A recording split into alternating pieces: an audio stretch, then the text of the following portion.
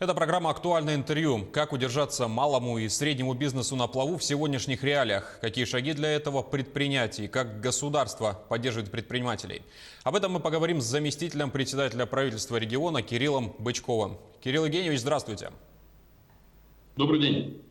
Именно малый и средний бизнес оказался в самом сложном положении из-за коронавируса. Какие меры поддержки оказывает сегодня государство? В данном случае надо отметить, что важна скорость принятия решений. Как и в любой кризисной ситуации, действовать нужно быстро, чтобы не опоздать с принятыми мерами, с принятыми решениями.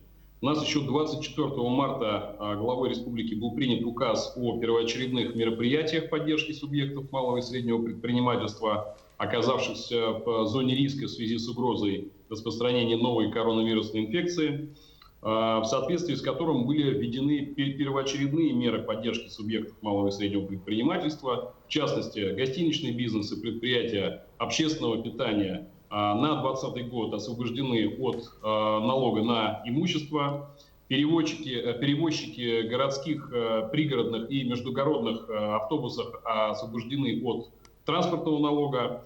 Для предприятий в сфере туризма, гостиничных услуг, общественного питания, здравоохранения, образования, культуры, индустрии развлечений, спорта, бытовых услуг, многих очень отраслей снижена ставка по упрощенной системе налогообложения. Для тех, кто платил с объекта дохода, снижено до 1%, кто платил с базы дохода минус расходы, снижено до 5%. То есть, как вы видите, существенное снижение налоговой нагрузки на субъекты малого и среднего предпринимательства. Также отмечу, что предприятиям торговли и общественного питания снижен размер арендных платежей за государственное и муниципальное имущество, и по сути они приведены к уровню оплачиваемых коммунальных услуг, то есть по себестоимости эксплуатации. И вчерашним указом главы республики этот перечень был расширен, предприятиям предоставлены услуги, предприятиям сферы услуг и обрабатывающих производств также представлены такие меры поддержки и налоговое снижение. Ну и, конечно, для всех субъектов малого и среднего предпринимательства, которые занесены в реестр малого и среднего предпринимательства, предоставлена отсрочка уплаты арендных платежей за государственное имущество и введен еще и мораторий на оплату основного долга по процентам и микрозаймам микрокредитной организации «Фонд развития предпринимательства» на весь период действия режима повышенной готовности. То есть, как вы видите, прямые меры поддержки, вполне монетарные, вполне ощутимые, финансовые, приведены в срочном порядке в действие. Скажите, а есть ли понимание у предпринимателей, что делать в сложившейся ситуации, как они вообще реагируют на вынужденный простой и как адаптируют свой бизнес, свои производства в таких непростых условиях?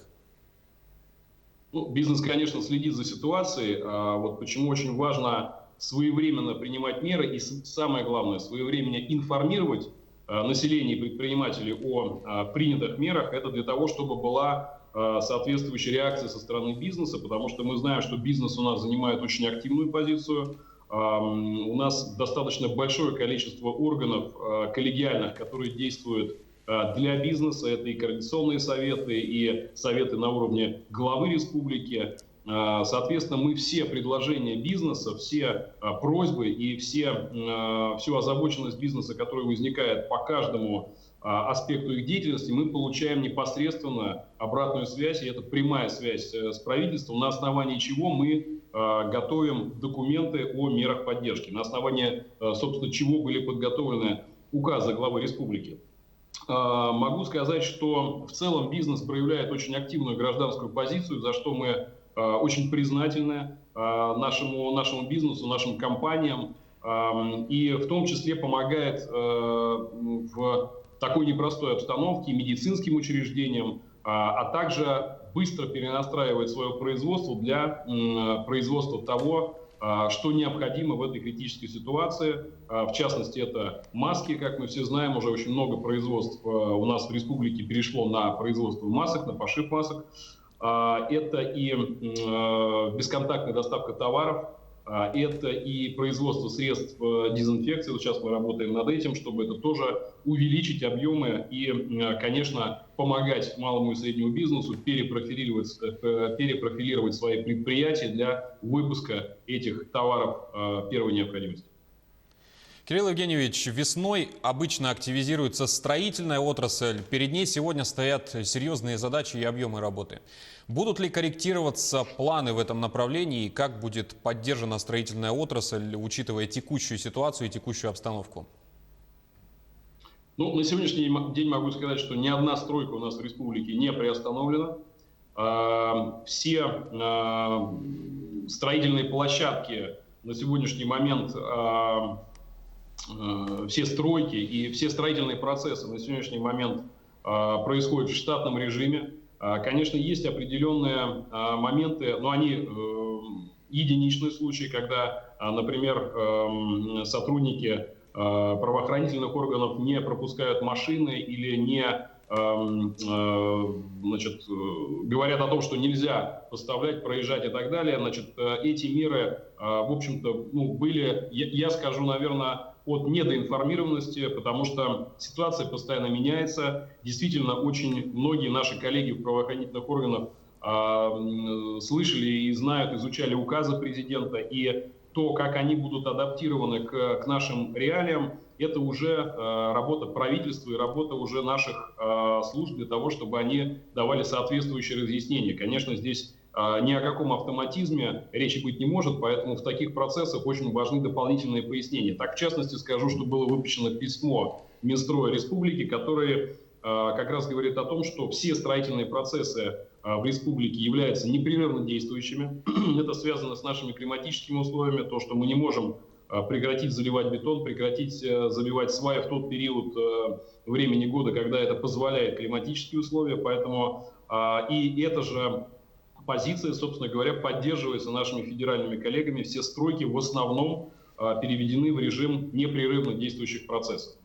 Отдельно скажу, что мы, конечно, вынуждены будем корректировать некоторые сроки строительства, потому что большая часть, скажем, не большая, но большая часть нашей рабочей силы, которая была привлечена из стран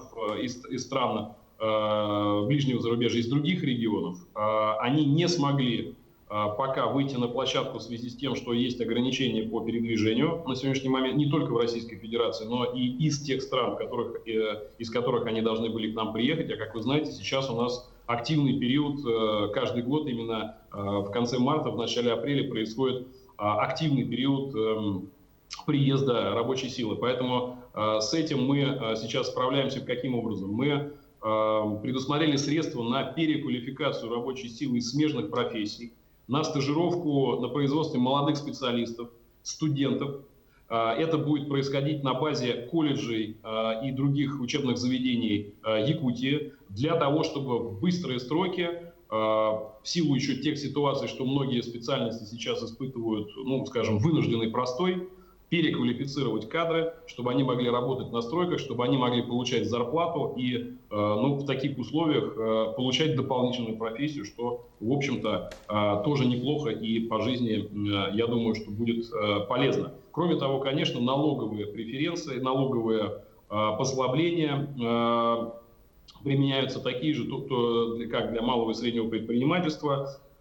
Плюс мы ежедневно проводим мониторинг всех застройщиков, их финансового состояния. Отдельные инициативы были направлены в правительство Российской Федерации, в федеральный центр по поводу того, чтобы облегчить процедуры кредитования и проектного финансирования наших застройщиков. Поэтому здесь такой комплексный подход, командный. С Федерацией мы работаем достаточно плотно, мы каждый день созваниваемся и сверяем часы с Министерством строительства и жилищно-коммунального хозяйства Российской Федерации. Поэтому я думаю, что меры, которые мы сейчас применяем, они достаточно эффективны для того, чтобы удержать наши темпы, удержать стройкомплекс в хорошем состоянии.